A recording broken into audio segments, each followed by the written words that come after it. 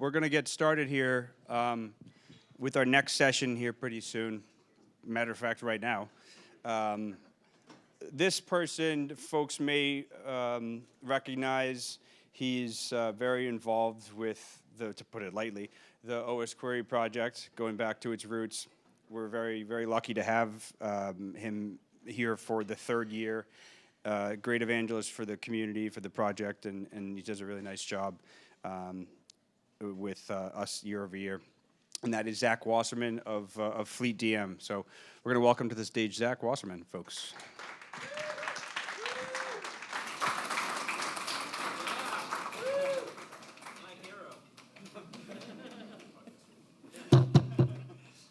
Hello, great to see everyone, and thanks for coming out today. So my talk is vulnerability management at scale with Osquery. And Harry already gave a great intro, but I'm the co-founder and CTO at Fleet and co-creator of Osquery, and I currently sit on the Osquery Technical Steering Committee. And I'm really excited to be giving this talk to you today. So let's start with the why. So why do vulnerability management at all? I'm hoping that I don't really have to convince the folks in this audience too much about this, but I do think that vulnerability management is a really important problem. So a few reasons. One, attackers are actively exploiting vulnerabilities. Like, this is just a really important thing to do because this means real security. It's also required by compliance frameworks, and it's required for government entities. So attackers, they really are doing this. We can look at some headlines from Log4j, which is kind of a common theme to be looking at today. These exploits were out everywhere, and they're still out there. You can still see new headlines about new Log4j exploits, but this is just one of millions of exploits that are out there. It's well documented that there are many, many known exploits. For example, you can look at CISA's list of known exploited vulnerabilities. It's really easy to do this. Tools like Metasploit make it so that any kid at home who can figure out how to run a terminal can start exploiting vulnerabilities because the exploits code is just right there. And it's also really effective for attackers because these vulnerabilities tend to remain unpatched. Of course, it's also required by compliance frameworks. For example, the SOC 2 requires vulnerability management. It doesn't exactly specify how we have to do vulnerability management, which is one of the properties of SOC. It doesn't give us the exact controls that they expect, but they expect to see some controls around this kind of thing. And it's common to see it in a bunch of the other vulnerability management frameworks as well.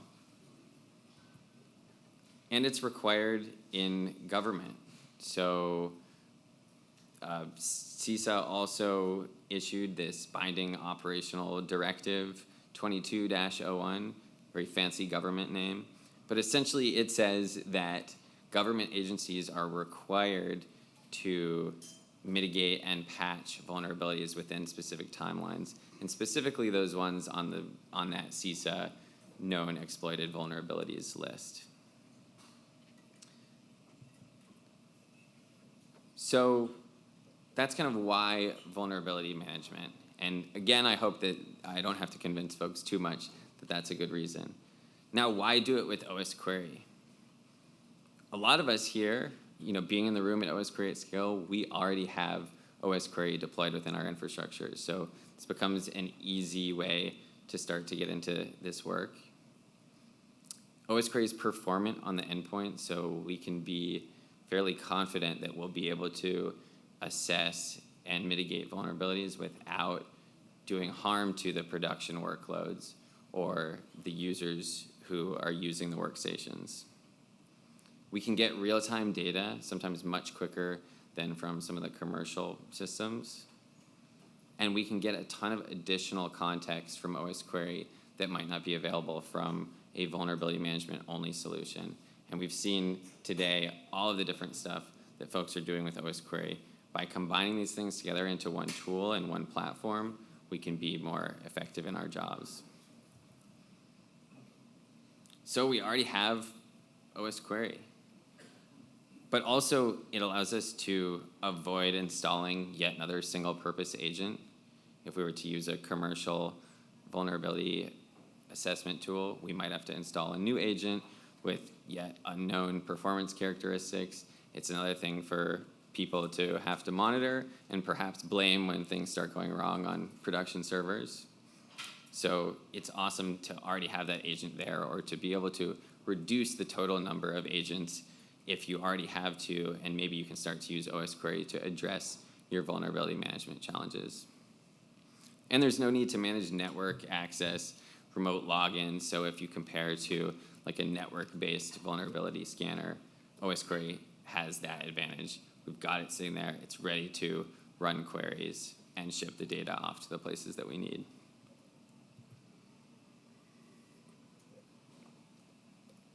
Osquery is also performant on the endpoint.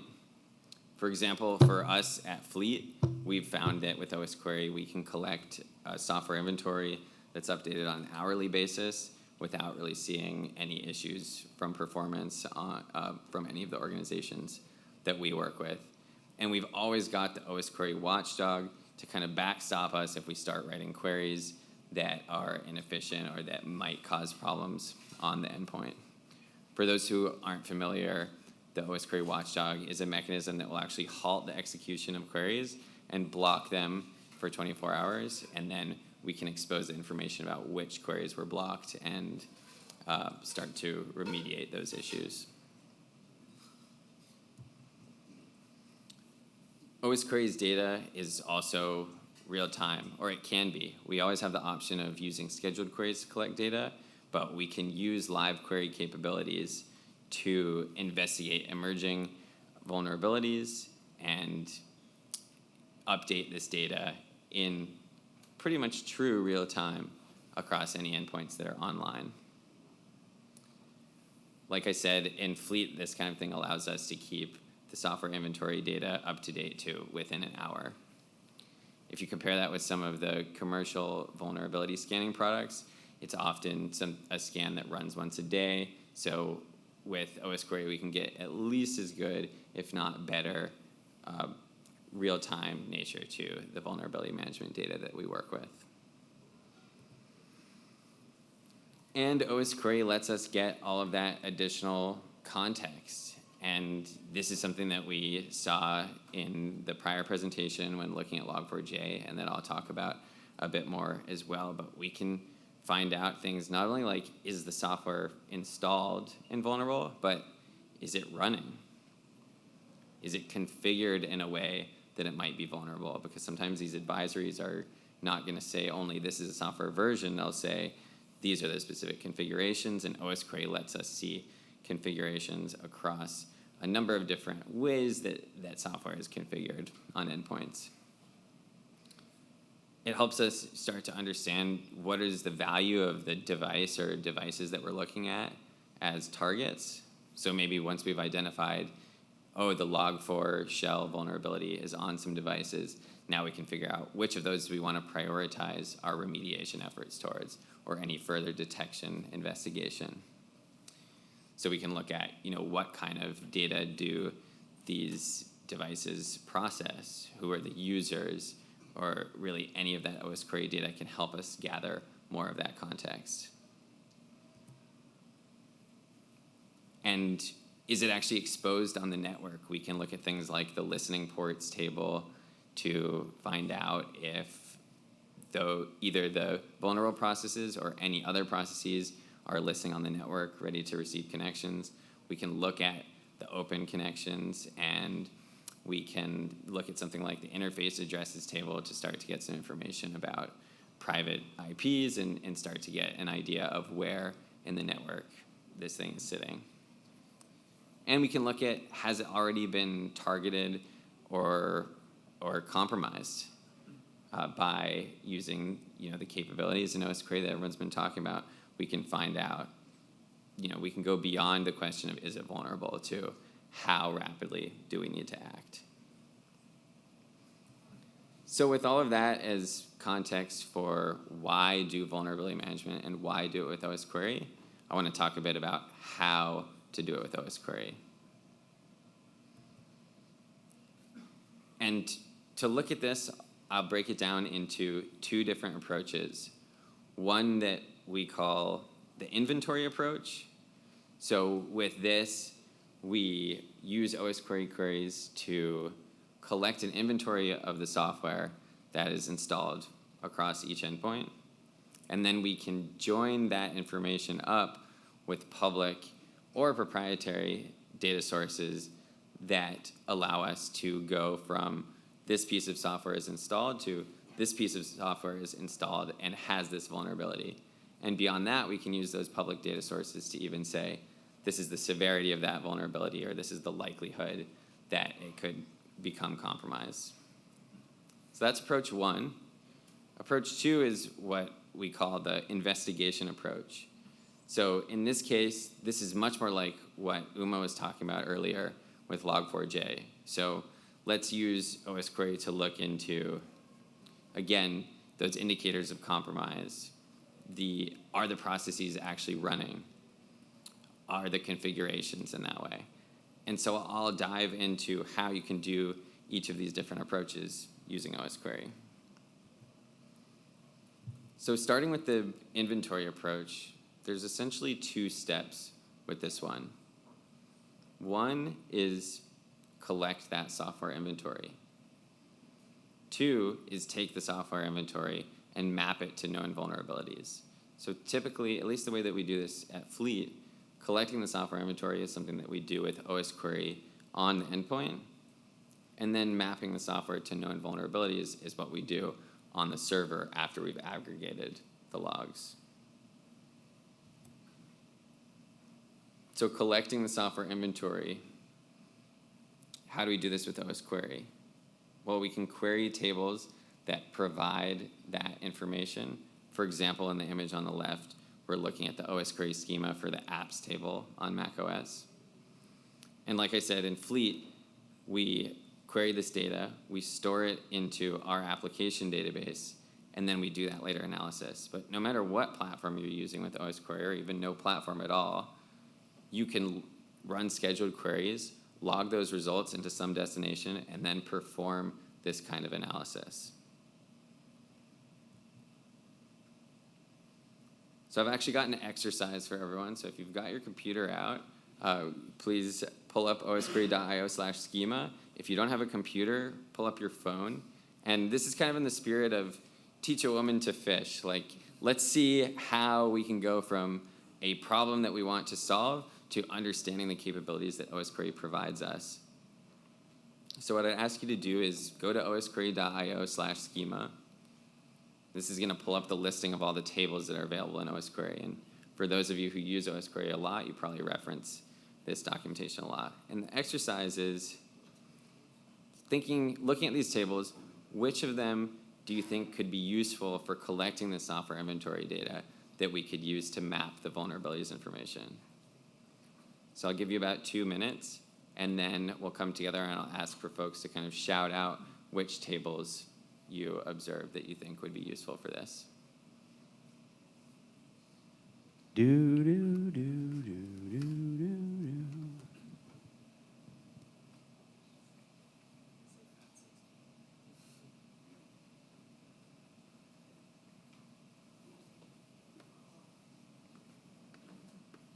If anyone's struggling with the Wi-Fi, I see the network name is Osquery at scale. The password is Uptycs with a capital U, Uptycs 22.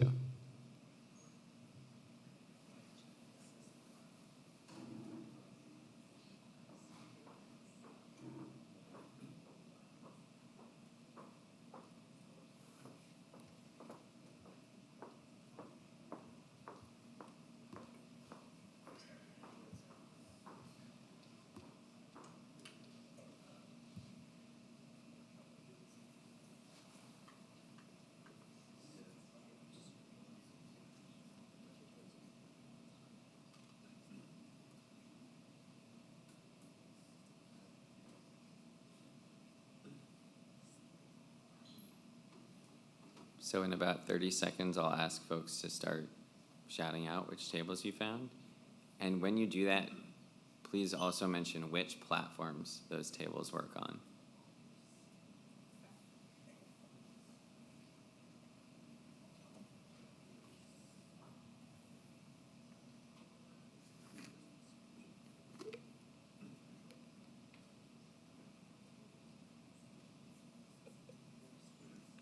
Cool. So what did you find?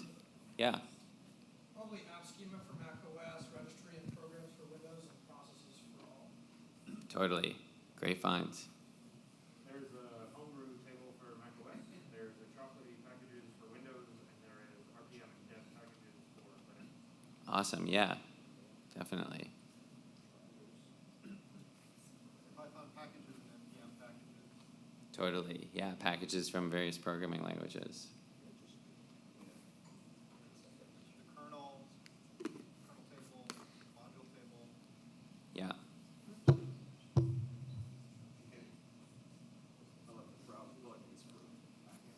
Yeah, browser plugins, and those work across all the platforms. Awesome. Thanks everyone for participating. So just for reference, here are some of the tables that Fleet uses to construct our queries to grab this inventory. So a lot of the ones that folks mentioned. And something that I'd invite you to observe is a lot of these tables are shared across the platforms. And so this is one of the places where we see the sort of vision of Osquery unifying data across platforms really being realized. Things like the browser extensions or the packages for different platforms would be installed in different formats and different locations. We don't need to know those things and research those things and write scripts to parse that kind of thing. We can just look at the Osquery schema, find that the data is available, and start to pull it into our logging.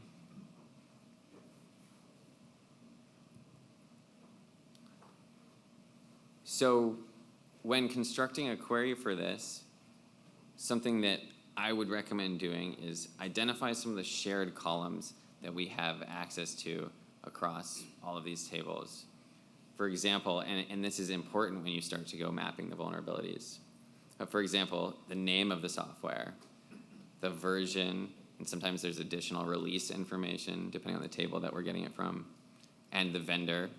These are some of the most common and most important for getting that data. And now, if you're not familiar, there's a union keyword in SQL which allows you to sort of concatenate together the results from all these different tables. So we don't have to write 10 different queries to get data out of 10 different tables. You can write one query, use the union, as long as the results from each of the separate queries that you're unioning together, as long as those result columns are the same, then you'll get all of those results in one big list. And what you're seeing here in the image on the left is this is the exact query out of the Fleet source code that we use. I believe this was from Mac OS. Oh no, sorry, this is actually, I'm looking at this. This is from Linux. Or at least a portion of that query. When I share the slides later, you can see a link to the full query and the Fleet source. And you can feel free to pull out our queries and use them across Mac, Linux, and Windows. So once you've collected the inventory, the next step is mapping vulnerabilities.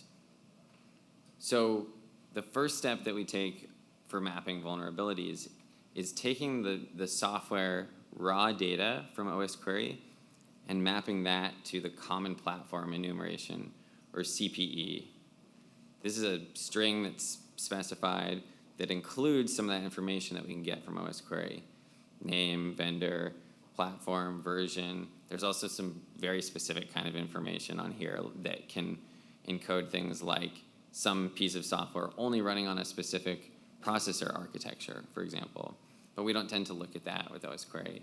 And the image that you're seeing on the left is some of the CPE strings for Osquery itself. And you'll find in the National Vulnerability Database, there's a listing of CPEs for most of the known software out there.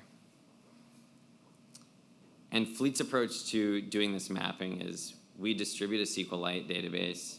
It's publicly available. The Fleet instances download that and use essentially a fuzzy matching text search to map what we got out of Osquery into these very precise CPE strings. And the reason why we do this, I'll show, is because Then in the National Vulnerability Database, there's this huge database of vulnerabilities that has for each vulnerability information about exactly which CPE or range of versions in CPE are affected by that vulnerability. So if we have the CPE mapping, then it's relatively straightforward to take the data in the vulnerability database and decide which of the software items that we have actually have vulnerabilities. Again, in Fleet's approach, we sort of publish every day a SQLite database of all of the known CVEs, and then that's free for anyone to download, and Fleet server instances will download that and use that to actually map all of the CPEs into CVEs.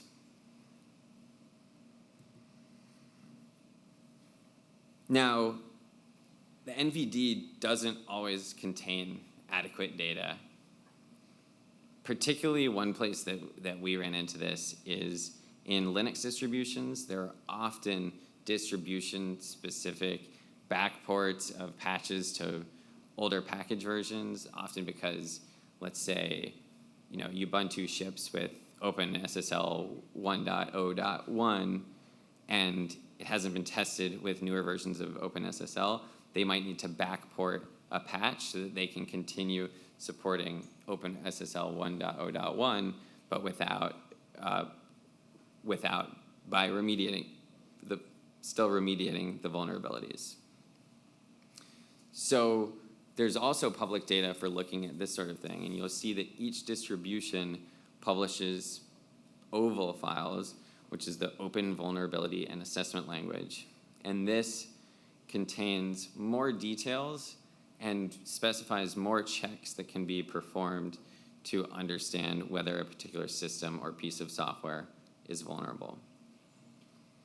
And now, a lot of this can be done just with that base software inventory data that we saw earlier, but Osquery, of course, also allows us to look at a lot more properties of the system, and so that means that even checks that aren't captured by the software inventory can still be addressed by the data that Osquery exposes. And so Fleet has mapped these OVAL queries as well to that software inventory to try to improve the accuracy of the vulnerability detection on Linux. Of course, Windows uses yet another format, the Common Vulnerability Reporting Framework. And on Windows, understanding whether the system or a specific system component is vulnerable depends on the set of patches that have been installed. So Microsoft releases patches with these KB numbers, and these patches can be installed individually. So the CVRF files specify which patch or set of patches need to be installed to remediate the vulnerability. This is something that we haven't yet gotten to in Fleet, but for those who are doing something like this themselves, you can get to this data from the patches table in Osquery. So again, this is where looking at beyond the basic software inventory with Osquery's capabilities helps us be more accurate in what we're presenting. And there are public data sources also available for prioritizing these vulnerabilities. So most folks, I think, are familiar with CVSS, the Common Vulnerability Scoring System, which kind of looks at the exploitability and the impact of exploitation. And this data is included already in the NVD data. So if you're doing that CPE to CVE mapping, then you can immediately have the CVSS scores. There's also a newer score that I find quite interesting, the Exploit Prediction Scoring System, which claims to estimate the probability that a vulnerability will be exploited in the next 30 days, if I remember. And so as part of a vulnerability management program to go beyond just the assessment portion of this, we believe it's really useful to use these scores as part of your prioritization. You can, of course, use the other additional context that we discussed. And what we're seeing on the left is a screenshot of how we kind of represent those scores for the known vulnerabilities within the Fleet product. But again, this is all using public data sources that you can pull in to your Osquery solution. One last thing I'll point out about software inventory, which isn't directly related to vulnerabilities, but Duo publishes this really cool crexcavator.io, which provides risk scores for browser extensions, and we can get the browser extension inventory from Osquery, and this data is also available via API. So you can map the extension identifiers that are returned by Osquery into this data from crexcavator and go beyond just vulnerabilities into sort of understanding the risk of extensions.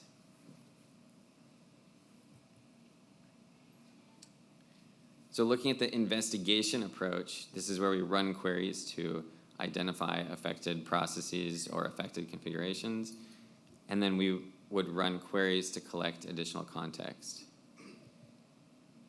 So again, thinking about log4j, which is a prime example still on the top of folks' minds, there might not be, in this case, and especially for log4j, because it was a dependency of each piece of software, and particularly when the vulnerability first came out, we didn't yet have a definitive list of every piece of software that used log4j to know what systems would be vulnerable to this.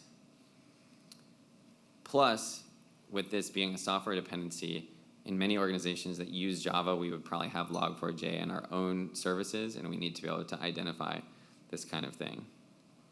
And so Osquery can still help with this. We saw a lot of that from Uma earlier.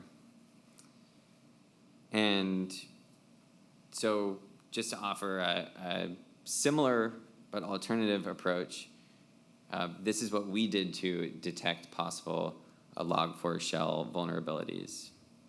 And this uses completely plain Osquery, doesn't require any extensions. But what we did is essentially we looked at the public information about the vulnerability. And there was this information about looking for the JNDI lookup and looking for imports of log4j. We found some Yara rules, which are actually quite simple, really just looking for these basic strings. And Yara, for folks who aren't familiar, is a way to search through binary files for specific strings or specific binary strings. And so on the left here is the SQL that we came up with.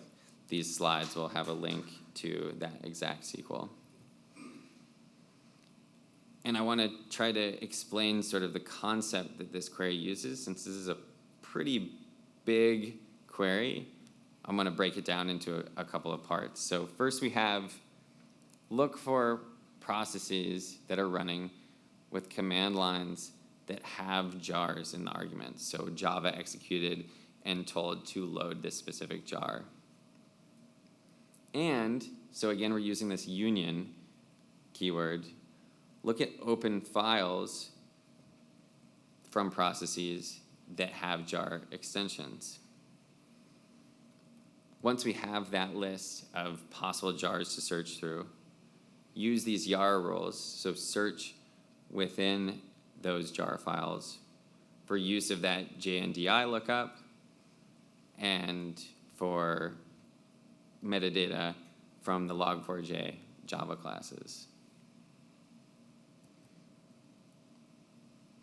So we can also investigate by looking at configurations. And just as some suggestions for this on tables to use, we can evaluate the environment variables for processes, process ends table. We can parse configuration files with GS and the lenses. This allows us to kind of really parse those files and generate rows that show all of the configurations. We can also retrieve whole binaries or configuration files through Osquery's file carving capabilities. This is sort of the heaviest hammer and would require the most manual analysis afterwards to try to understand, but this is always a tool that's available for us with Osquery. And I think it can also be really useful to look at, for example, programs that start automatically, so the cron tab, launch T, startup items, services tables, because this will help us see for, again, maybe the software is installed but not running, but maybe the software runs at startup, runs on a schedule, that kind of thing. And so gathering this kind of context and identifying configurations that might possibly indicate usage of the vulnerable software is important. And to dig more into gathering context, we can look at what the system does. Again, the processes table, the users table. We can look at the open ports and network connections, so listening ports, process open sockets tables. And we could target this kind of investigation specifically to the processes that have vulnerabilities. We can also look for indicators of compromise. And Uptycs at the time of Log4Shell published a query that actually searches through log files looking for evidence that there was attempted exploitation of Log4Shell. So again, this is a really cool example of where Osquery can go so far beyond what a traditional vulnerability manager would do and let us, on an ad hoc basis, just using our own creativity, think about how we can apply the tools that we have to the problem at hand.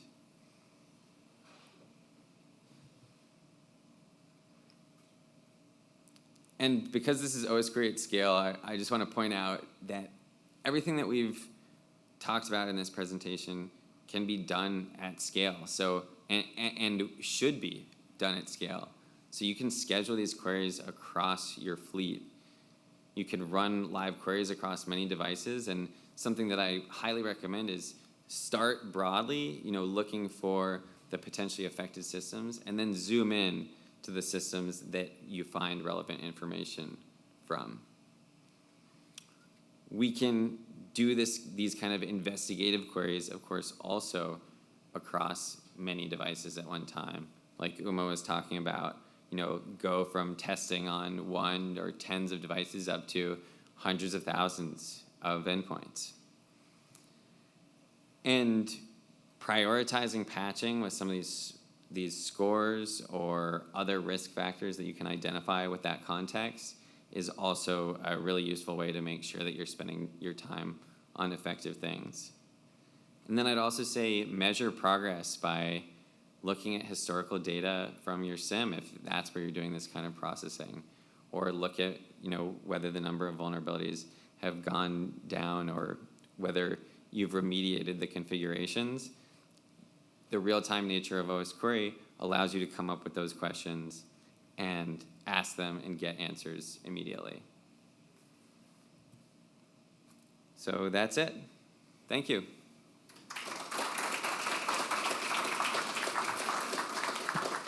Any questions?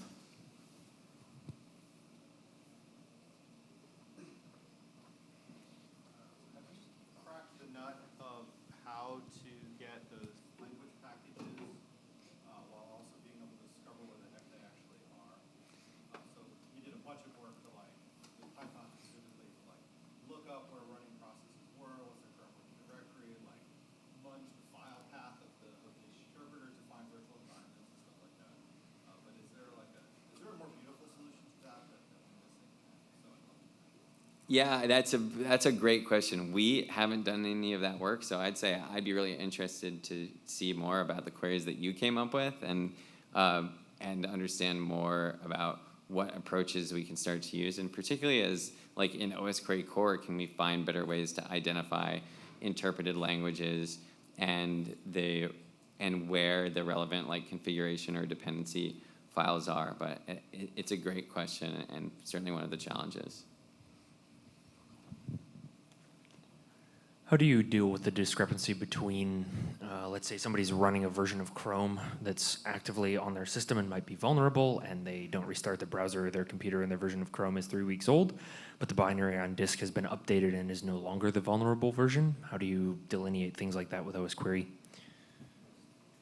Yeah, also a great question. I think that in that case, we are not going to detect that with Osquery, and we're going to end up relying on the mechanisms in software like Chrome that, try to get people to restart after those updates occur. Oh, the question was, how do you deal with software that self-updates, which means that the old and vulnerable binary is no longer on disk, so it might not be seen by Osquery, but the user hasn't restarted the software yet, or it hasn't been restarted by the system. And so the answer is we might miss detections on those kind of things. I'll be loud. What was the worst database to work with in the mapping process? So the question is, what was the worst database to work with in the mapping process? And I would say they all have their challenges. There was not one without its own challenges. The one that was, I'll say, the one that was most surprising to me is the National Vulnerability Database, which I would have hoped to be the canonical source for everything, tends to have things like CVE 1337-2022-01, no details about where that CVE went. So future work and ongoing work at Fleet, for example, is parsing like Chrome's, the blog or whatever it is where they publish the Chrome vulnerabilities, and starting to pick off each of these data sources that are publicly out there but aren't necessarily in easily digestible formats, and starting to combine all of these things into formats that are easily digestible. I have a question. If you don't mind pivoting away from the presentation, given you're part of the technical steering committee for Osquery at scale, I'd be curious to hear sort of what's currently on your plate right now, and from your perspective, what's next for the project? Yeah, for sure. I think the most exciting stuff that I'm seeing in Osquery is particularly what we can start to do to take advantage of BPF on Linux and containers. I know that also with projects like KubeQuery, Uptycs has been doing some cool work on the container space. On Windows, I'm really excited. We actually just hired someone at Fleet who presented a plan to the Osquery TSC to use ETW, so event tracing for Windows, to bring Windows to parity with Linux and Mac OS on a lot of the evented tables. So things like process events, file events, DNS, file integrity monitoring, all of that kind of stuff using ETW. So historically, Windows came later in Osquery and has not tried to compete as much with some of the big EDR kind of solutions and things like Sysmon. But I think that we're gonna, I'm excited with Fleet to be bringing to Osquery core capabilities that's gonna kind of bring Osquery up to parity with Sysmon and with some other tools, and just bring Windows up to parity with Mac OS and Linux. And then on Mac OS, the exciting stuff is endpoint security framework and the new information that exposes. So more evented tables. We just had the process file events, which allows you to do FIM beyond just the file was modified to also which process modified it on Mac OS. And we're going to be seeing some new event types coming to Mac OS in the Mac OS 13 Ventura that comes out maybe this month, I think. And looking forward to adding some additional functionality to Osquery around that.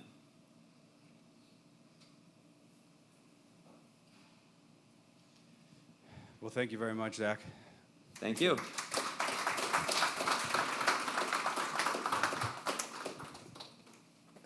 Zach mentioned eBPF and a bit of a container talk track. Tomorrow's schedule is loaded with some great presentations touching on those topics, so please do make your way back here tomorrow. But for now, we're going to take a 5-minute break. I know my sense of time is pretty loosey-goosey, but we'll take a 5-minute break, grab some refreshments, and we'll be back here in just a moment for our final presentation of the day, and then an announcement to wrap things up. Thank you.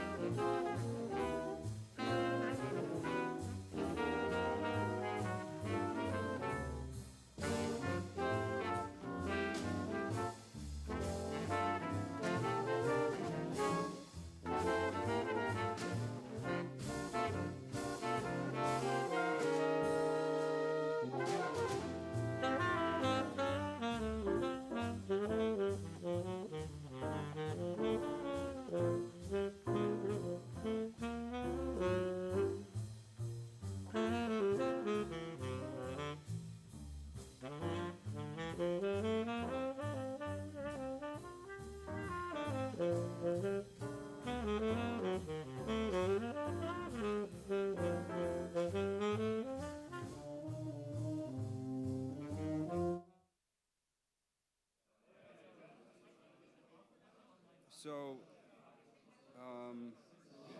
don't mind the fact that we're in my G drive, please.